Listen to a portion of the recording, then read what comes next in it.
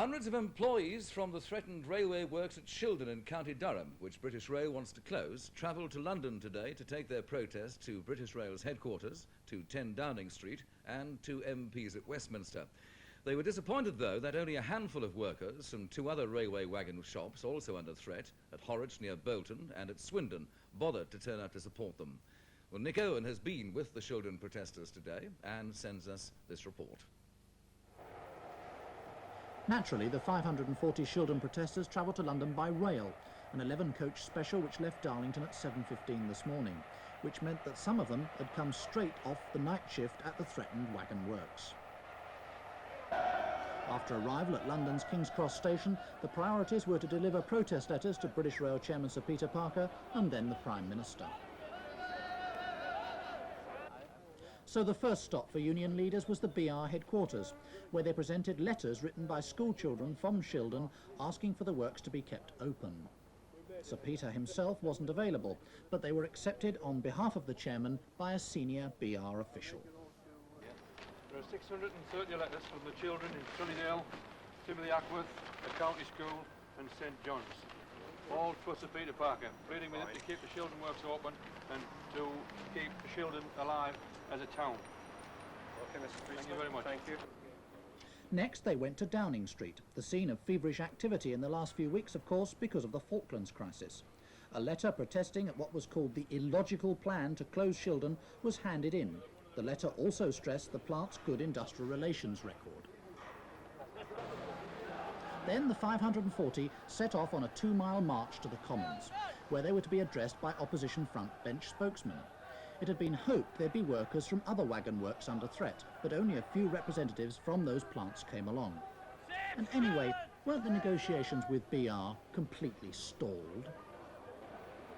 Well, the negotiations at the moment are stalled, but Sid Wheal, the NUR leader, has given them a date for June the 7th, to which Phil Wigley, who is the NUR secretary, can confirm and give you possibly more detail on that situation.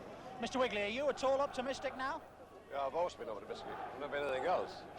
I honestly think when our General Secretary come and addressed the mass meeting on the Shildon football field, and then this latest comment of his, it was a straw brought the camel's back.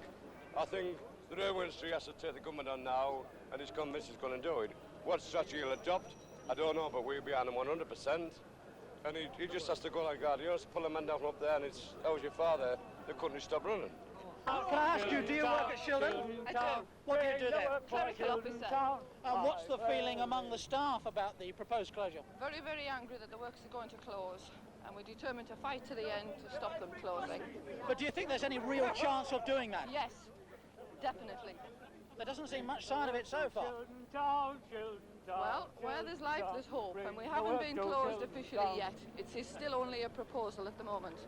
One unexpected protester was a London woman descended from the engineering founder of Shildon. I am the great-great-granddaughter of Timothy Ackworth, who was the first superintending engineer of the Stockton-Darlington Railway. And he started building locomotives there in 1827. And since that date and up until now, there's always been some kind of locomotive building or wagon work building at that works. And how do you feel about the proposed closure then? Very, very desperate, really, because there is nothing much else in Shildon, and it'll break up the community entirely. And there'll be no work at all, and I don't know what will happen to the community or to the men of Shildon. Is it possible to say what your ancestor would have thought of today's proceedings? I think you'd have been appalled.